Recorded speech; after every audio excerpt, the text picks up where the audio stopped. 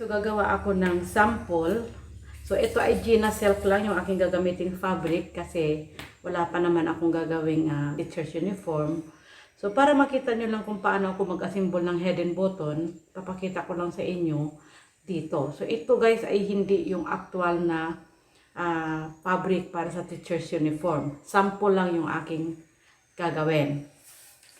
So, yung front lang guys, since na yung back ay madali lang naman yun, itong front lang yung aking ipapakita sa inyo. Ito yung body, ito yung combination. So, ito yun, ito naman ito. So, ayan.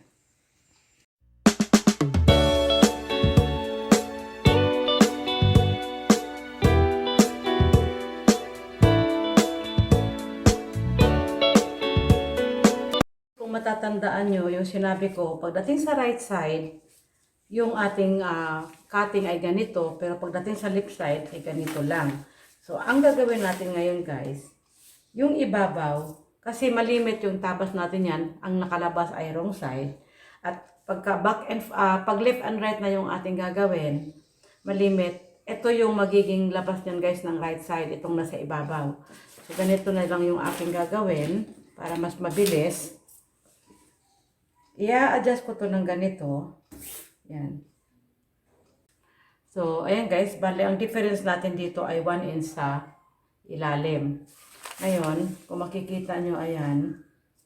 Ito na ngayon yung sewing allowance natin para sa left side. So, ganun din dito. Pero dito guys, hindi na ako magdadagdag ng sewing allowance. Itong side lang na to. So, tatabasin ko muna to para makita nyo talaga. Ito, half inch lang dito yung sewing allowance.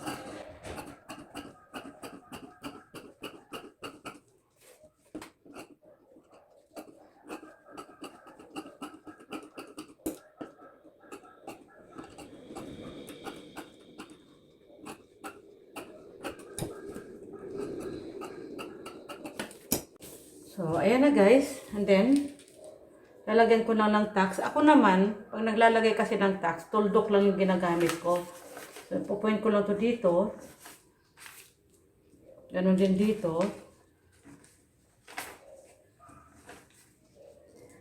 And then, dito. So, ganyan lang yung style ko guys. O, ayan. Ganon din yung kabilang side. So, itutuldok ko lang din yan. Ibig sabihin ito yung pinaka-figure. So, ito na yung ating body. Ngayon, ang gagawin ko para hindi mo na ako magpalit ng fabric, yung facing naman. Kasi ang facing natin kailangan same color sa body. Guys, para naman sa facing, kung yung ibabaw natin kanina ay mas maiksi kaysa sa ilalim, ang gagawin naman natin sa facing, baliktad. Yung ilalim naman yung magiging maiksi. So, yung difference niyan ay 1 inch.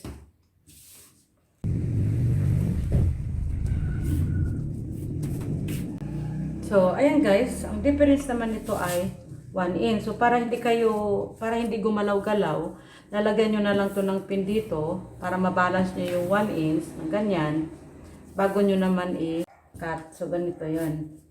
Yan. 1 inch na yung ilalim yan guys ha. Yan. Mas maliit siya.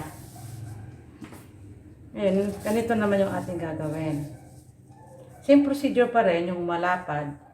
Yung may ganito, dikit lang dito. So, bakit pwede yung ilalim natin na yan, may sewing allowance na yan. So, ayan.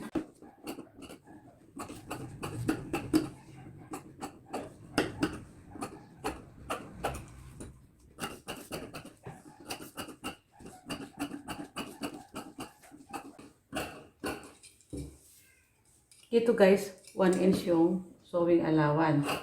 Ito kasi yung pinaka-side.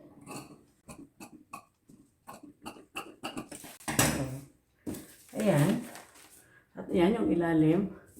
So, magkabaliktad din guys pagdating sa facing yung cutting. Kung yung body nasa ibabaw, yung facing nasa ilalim yung maliit. Ngayon, lalagyan ko yan later ng pilon guys para makita nyo din. Pero, tatapasin ko muna yung combination. So, lagi kayong, pag nagtabas kayo guys, laging yung nasa edge ang patayo. Yan. Half inch lang dito yung ating sewing allowance at saka dito wala na tayong sewing allowance. Dito naman 1 inch.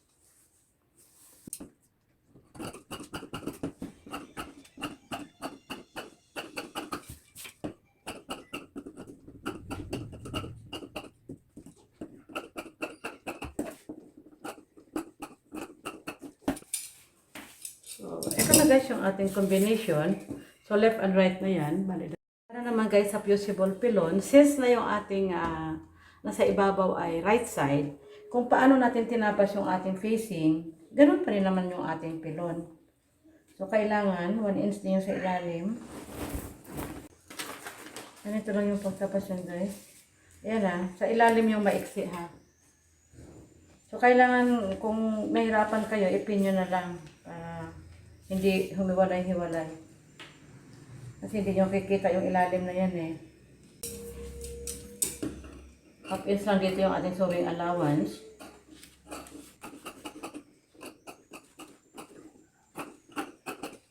Dito naman wala. Ganon din dito.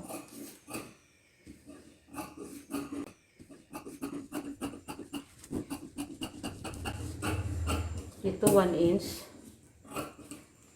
half inch.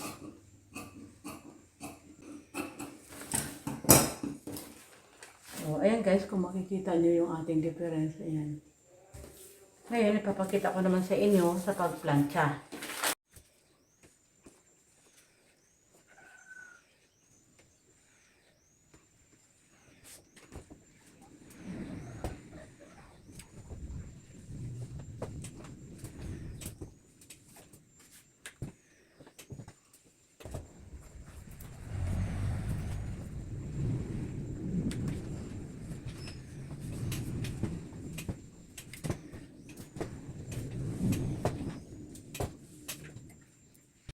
Una natin gagawin guys, lalagyan muna natin to ng tacks. Ito yung paglagay ng tacks niyan.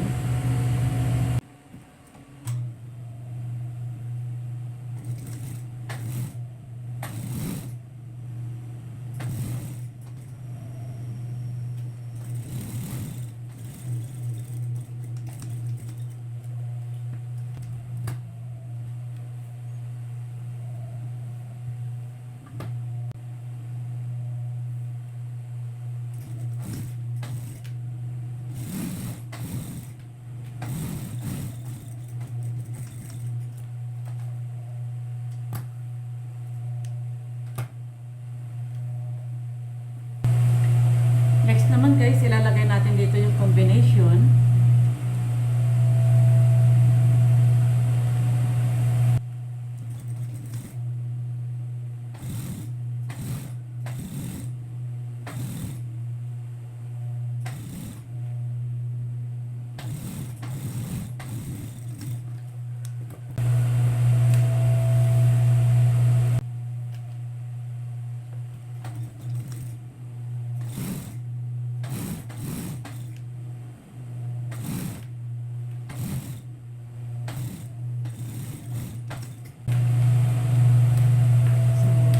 Guys, so hindi ko alam guys kung yung fabric ay may embroidery na mismo or maglalagay pa tayo dito ng trimmings.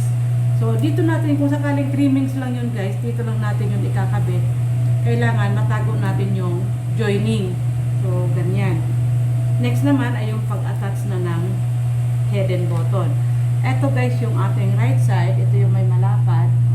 So igaganyan natin to. Ito ayan. So, lagi kayo guys maglalagay ng pilon.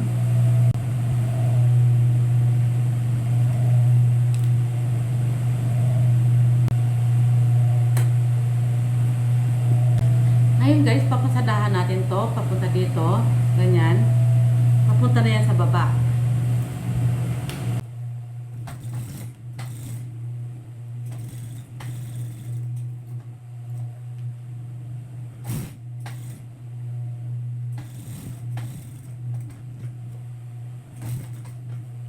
Dito guys, bibingit lang natin yung pasada ha.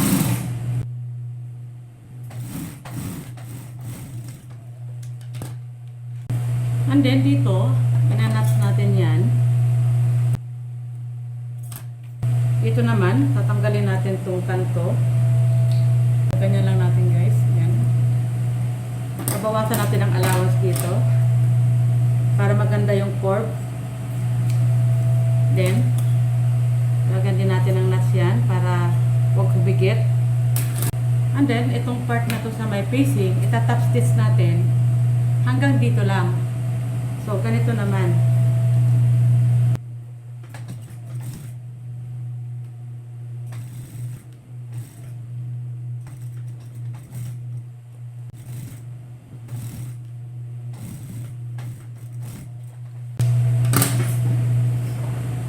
Ito, ganyan no.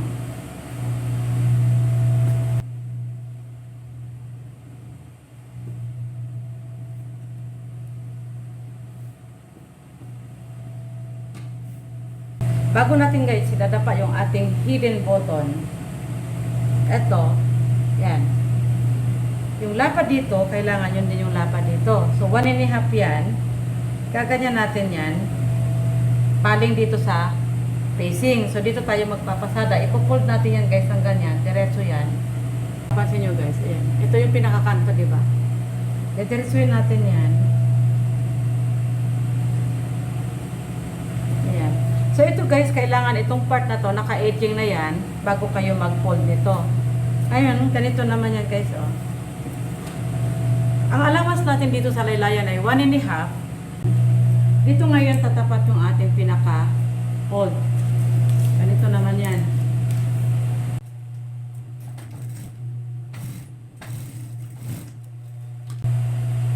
So, ayan guys, mayroon na tayong fold dito. Pag binaliktad natin yan ng ganyan, gaganyan din natin to.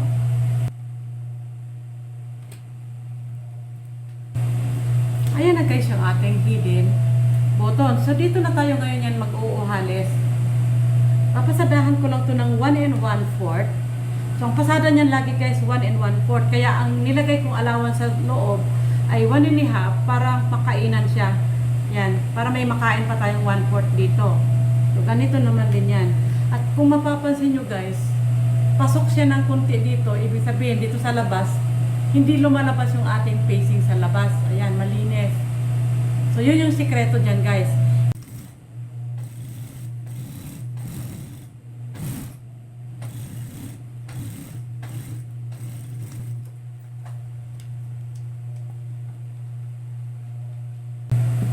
Ito na guys, yung ating right side front. Sa left side naman, ganito naman.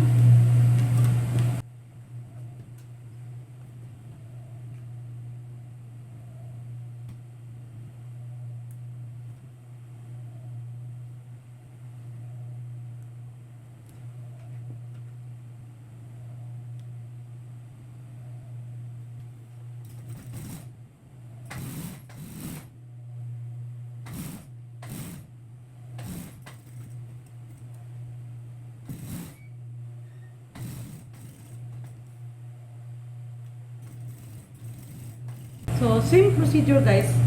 Ganito yun natin dito sa may kanto para magiging maganda yung tulis. And then, babawasan natin dito ng konti. Mag-iwan lang tayo ng mga 1/4. Nanasulin natin to. Pero kailangan guys, huwag umabot sa tahi ha, para hindi matastas. Tapos, singgo na lang to. Papasadahan ulit natin to sa bandang facing ng 1/16.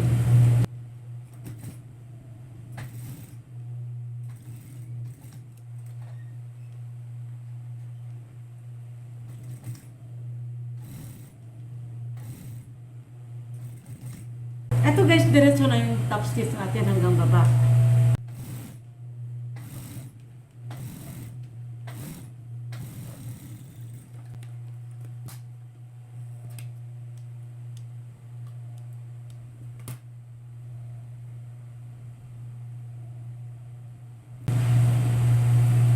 Kailangan yung allowance natin lagi nakapaling dito sa facing.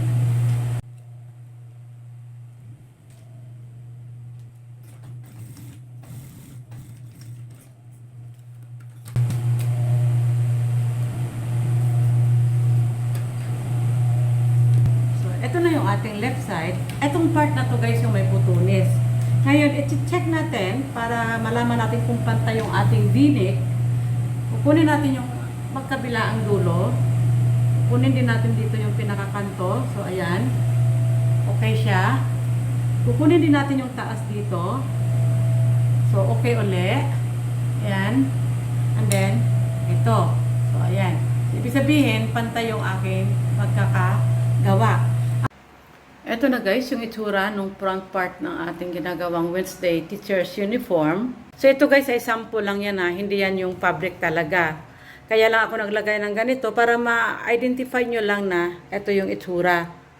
At ayan. Ito din yung hidden button. So, yung lapad niyan lagi guys ay 1 1/4 yung pinakapasada. And then, dito naman tayo maglalagay niya ng uhales. Kasi ito at ito naman sa kabila, sa ilalim yung pinaka-botones. So, ganyan lang guys, kasimple. At dito, kung matatandaan nyo, yung ginawa kong distance mula sa button allowance ay 3/4. Pwede nyo rin gawing 1/2 inch lang. So, ayan. Para hindi masyadong buka. Kasi napansin ko, bukang-buka siya pagka naibutones. So, ilagay ko kasi doon sa aking pattern ay 3/4. So, tantya ko lang din kasi yun guys dahil hindi ko pa naman din siya natahi. Pero, pwede na pala yung 1/2 inch. So, magiging ganyan lang yung buka noon, maliit lang. Sana may nakuha na naman kayong kunting kaalaman dito sa aking pinakita for today. And thank you again for watching. See you again on my next vlog. Bye-bye!